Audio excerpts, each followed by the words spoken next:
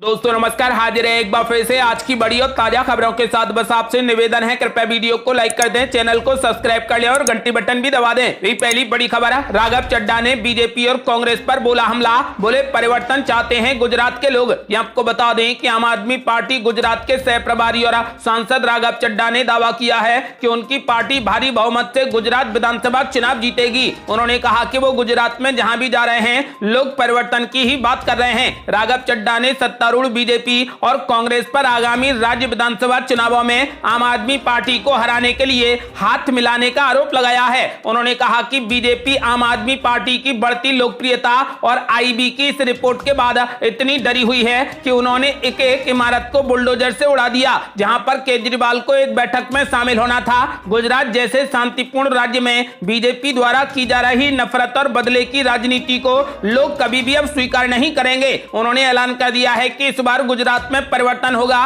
और आम आदमी पार्टी की सरकार बनेगी। अगली बड़ी खबर, नवरात्र के आखिरी दिन मंदिरों में उमड़ी भक्तों की भारी भीड़, माता वैष्णो देवी के दरबार पहुंचे अमित शाह। ये आपको बता दें कि नवरात्रि का आज आखिरी दिन है। इस दिन भक्तों की भारी भीड़ मंदिरों में दिखाई दे रही है। सुबह से ही लोग कन्या पूजन में व्यस्त हैं। वहीं गृह मंत्री अमित शाह ने आज वैष्णो देवी के दर्शन किए। केंद्रीय मंत्री अमित शाह ने माता वैष्णो देवी के भवन में जाकर पूजा की और उनका आशीर्वाद लिया। इस मौके पर उनके साथ जम्मू कश्मीर के उपराज्यपाल मनोज सिन्हा भी साथ रहे। गृह मंत्री अमित शाह ने वैष्णो देवी के दर्शन किए और उत्तर प्रदेश के मुख्यमंत्री योगी आदित्यनाथ ने गोरखनाथ मंदिर में कन्या पूजन किया। अगली बड़ी खबर, चुनाव से पहले रेवड़ी कल्चर पर चुनाव आयोग हुआ सख्त, खोखले चुनावी वादों को लेकर सभी पार्टियों को लिख डाली चिट्ठी। ये आपको बता दें कि केंद्रीय निर्वाचन आयोग ने देश भर में चुनाव से पहले किए जाने वाली फ्री योजनाओं को लेकर मंगलवार को सभी राजनीतिक दलों को चिट्ठी लिखी है। आयोग ने रेवड़ी कल्चर पर सख्ती दिखाते हुए चुनावी वादों की वित्तीय व्यवहारता के बारे में मतदाताओं को प्रमाणिक जानकारी प्रदान करने को लेकर सभी राजनीतिक दलों को चिट्ठी लिखी। निर्वाचन आयोग ने कहा कि वो चुनावी वादों की पूरी जानकारी न देने और उसके वित्तीय स्थिरता पर पड़ने वाले अवांछनीय प्रभाव की अनदेखी नहीं कर सकता है। चुनाव आयोग के मुताबिक खोखले चुनावी वादों के दूरगामी प्रभाव होते हैं। निर्वाचन आयोग ने राजनीतिक दलों को लिखी अपनी चिट्ठी में सभी वादों को डिटेल में बताने का प्रस्ताव दिया, साथ ही इसके तमाम फायदे और आर्थिक पक्ष का ब्यौरा देने को भी कहा है। आयोग ने सभी दलों से 19 अक्टूबर तक अपनी राय भेजने के लिए कहा है। सुधार के प्रस्ताव के जरिए निर्वाचन आयोग का मकसद मतदाताओं को घोषणा पत्र में चुनावी वादों की वित्तीय व्यवहार्यता के बारे में सूचित करने के साथ ही ये भी अवगत करना है कि क्या वे राज्य या फिर केंद्र सरकार की वित्तीय क्षमता के भीतर है भी या नहीं। सुप्रीम कोर्ट ने सोमवार को देश भर में चुनाव से पहले किए जाने वाली मुफ्त योजनाओं के वादे के खिलाफ दायर याचिका पर सुनवाई की थी। कोर्ट ने सुनवाई के दौरान रेवड़ी कल्चर पर सख्ती दिखाते हुए चुनाव से पहले इसका हल निकालने के लिए केंद्र सरकार, चुनाव आयोग और याचिका के सभी पक्षों से एक संस्था के गठन पर सुझाव मांगा है। दरअसल याचिकाकर्ता ने कोर्ट के समक्ष कहा कि ये फ्री योजनाएं देश, राज्य और जनता के बोझ को बढ़ाता है। सुनवाई के दौरान याचिकाकर्ता के वकील ने सवाल किया कि आखिर इन मुफ्त की योजनाओं का असर किसकी जेब पर पड़ता है। सुप्रीम कोर्ट ने इस मामले की सुनवाई करते हुए कहा कि इन रेवड़ी कल्चर से निपटने के लिए एक निकाय बनाने की आवश्यकता है। कोर्ट ने इसमें फ्रीबी पाने वाले और उसका विरोध करने वालों को इसमें शामिल करने को कहा है।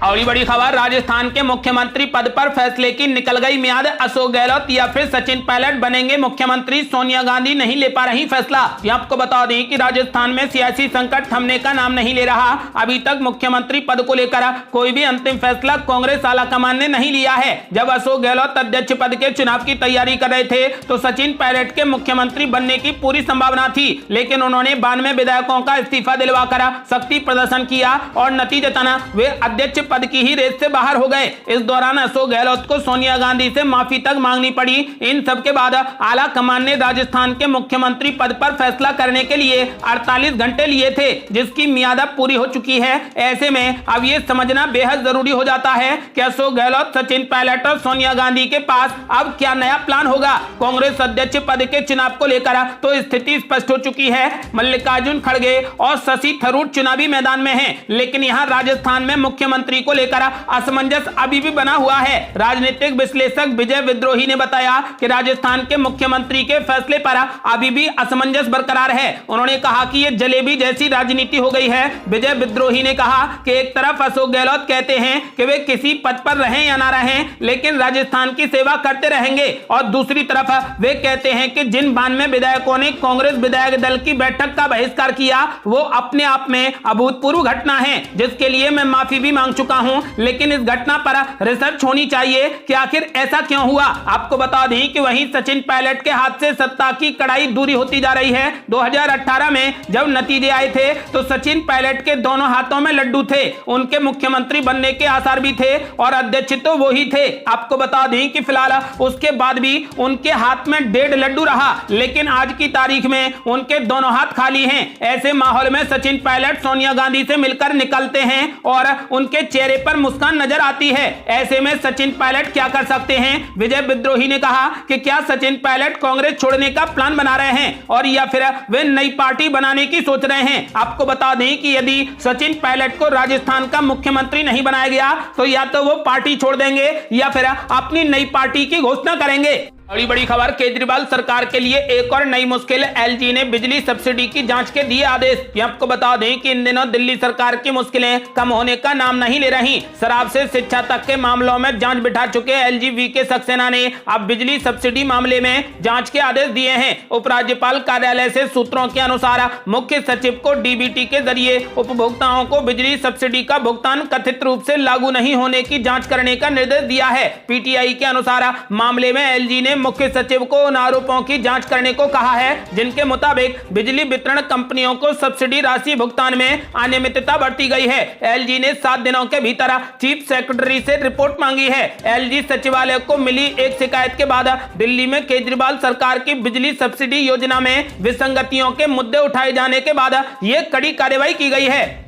और बड़ी खबर, मुख्यमंत्री केजरीवाल ने बीजेपी पर बोला जोरदार हमला। कहा दिल्ली वालों भरोसा रखना, आपकी फ्री बिजली किसी हालत में रुकने नहीं दूंगा। ये आपको बता दें कि दिल्ली सरकार की मुफ्त बिजली योजना को लेकर अब सवाल खड़े किए जा रहे हैं। इस पर पलटवार करते हुए आम आदमी पार्टी के राष्ट्रीय संयोजक और मुख्यमंत्री अरविंद केजरीवाल ने भाजपा पर गंभीर आरोप लगाए हैं कि वो दिल्ली में फ्री बिजली की स्कीम को रोकना चाहती है। मुख्यमंत्री केजरीवाल ने कहा कि गुजरात को आम आदमी पार्टी की फ्री बिजली गारंटी खूब पसंद आ रही है, इसलिए बीजेपी दिल्ली में फ्री बिजली को रोकना चाहती है। दिल्ली के लोगों भरोसा रखना, मैं आपकी फ्री बिजली किसी हालत में रुकने नहीं दूंगा। गुजरात के लोगों आपको विश्वास दिलाता हूं कि सरकार बनने पर 1 मार्च से आपकी भी बिजली फ्री होगी। अरविंद केजरीवाल ने ट्वीट कर बीजेपी पर तीखा प्रहार करते हुए कहा कि आपने हर चीज में इतना टैक्स लगा दिया, इतनी ज्यादा महंगाई कर दी, लोगों का खून चूस रहे हो। ऐसे में अगर मैं अपने लोगों की बिजली फ्री करके उन्हें थोड़ी राहत देता हूं तो वो भी आपसे बर्दाश्त नहीं होता, वो भी आप रोकना चाहते हो।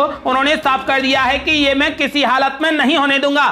और बड़ी खबर, राजस्थान का सियासी संकट। अशोक गहलोत ने फिर से बचा ली सरकार। बीजेपी हुई निराश, बोली हम तो केवल दर्शक हैं। ये आपको बता दें कि दिल्ली से जयपुर तक सियासी संकट के बीच अशोक गहलोत सरकार गिरने की बीजेपी की उम्मीदों पर पानी फिरता दिख रहा है। अब बीजेपी के नेता कह रहे हैं कि कांग्रेस के इस राजनीतिक घमासान में वो एक अच्छे दर्शक और बेहतर श्रोता भरे हैं। उनकी निगाह तो 2023 के चुनाव पर है। वो अगले साल कांग्रेस से चुनावी मैदान में 2-2 हाथ करेंगे। 10 दिन पहले जब राजधानी जयपुर में यह खबर आई कि कांग्रेस आला कमान के दूत जयपुर आ रहे हैं, तभी से बीजेपी को सियासी उलटफेर की पूरी संभावना थी। दिल्ली के कांग्रेस के दूत आने के बाद बीजेपी नेता मन ही मन अशोक गहलोत के जाने और सचिन पायलट के आने की आस में खुशी मना रहे थे। उन्हें लग रहा था कि सचिन पायलट आए तो गहलोत खेमा सरकार गिरा देगा, मगर अशोक गहलोत की जादूगरी से सरकार फिलहाल बच गई। हालांकि राजनीति को संभावनाओं का खेल मानने वाले नेता अब भी कह रहे हैं कि कुर्सी जाएगी। आपको बता दें कि फिलहाल अभी भी मानना है कि राजस्थान की कुर्सी नहीं बचेगी। राजस्थान में अब सियासी हालात बदल रहे हैं। बीजेपी के प्रदेशाध्यक्ष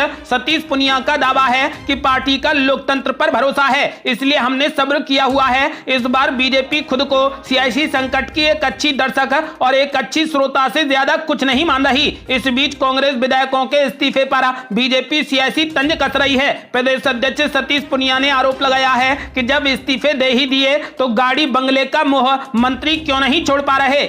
अगली बड़ी खबर, जम्मू कश्मीर में गरजे गृह मंत्री अमित शाह, बोले जो कहते थे कि आर्टिकल 370 हटेगा तो खून की नदियां बहेंगी, आज मोदी मोदी के नारे उनके लिए जवाब हैं। ये आपको बता दें कि जम्मू कश्मीर के 3 दिवसीय दौरे पर आए केंद्रीय गृह मंत्री अमित शाह ने राजौरी में विपक्ष के खिलाफ हुंकार भरी और कहा कि आज की रैली और मोदी मोदी के नारे उन लोगों के लिए जवाब हैं जो कहते थे कि अनुच्छेद 370 हटेगा तो आग लग जाएगी और खून की नदियां बह जाएंगी। इस दौरान उन्होंने बगैर नाम लिए अब्दुल्ला फैमिली और महबूबा परिवार पर भी हमला बोला। कश्मीर दौरे के दूसरे दिन यानी मंगलवार को अमित शाह ने मां वैष्णो देवी के दर्शन किए और उसके बाद राजौरी में एक जनसभा को संबोधित किया। अमित शाह ने कहा कि जम्मू कश्मीर में आज की ये रैली मोदी मोदी के नारे उन लोगों के लिए जवाब हैं जो कहते थे कि अनुच्छेद 370 हटेगा तो आग लग जाएगी और खून की नदियां बह जाएंगी। और बड़ी खबर, भारत जोड़ो यात्रा पर मुख्तार अब्बास नकवी ने साधा निशाना, बोले एक सामंती सुख से ज्यादा कुछ नहीं। ये आपको बता दें कि कांग्रेस की भारत जोड़ो यात्रा को लेकर कांग्रेस और भाजपा के बीच जुबानी जंग जारी है। कांग्रेस ने सोमवार को कहा था कि उसकी भारत जोड़ो यात्रा का असर है कि आरएसएस के सर कार्यवाहक दत्तात्रेय होसबोले ने बेरोजगारी और आय में बढ़ती असमानता पर चिंता व्यक्त की है। अब आज बीजेपी नेता मुख्तार अब्बास नकवी ने राहुल गांधी और उनकी यात्रा पर निशाना साधा है। मुख्तार अब्बास नकवी ने भारत जोड़ो यात्रा पर निशाना साधते हुए कहा कि राहुल गांधी की यात्रा एक सामंती सुख से ज्यादा कुछ भी नहीं है। ये थी अब तक की बेहद बड़ी खबरें। यदि आप भी मानते हैं कि भारत जोड़ो यात्रा एक बड़ा परिवर्तन लाएगी तो इस वीडियो को लाइक कर अपनी राय हमें कमेंट बॉक्स में जरूर दें। यदि आपने अभी तक हमारे चैनल को सब्सक्राइब नहीं किया है तो कृपया चैनल को सब्सक्राइब कर घंटी बटन जरूर दबा दें। जल्दी मिलते हैं बड़ी अपडेट के साथ, तब तक के लिए जय हिंद, जय भारत।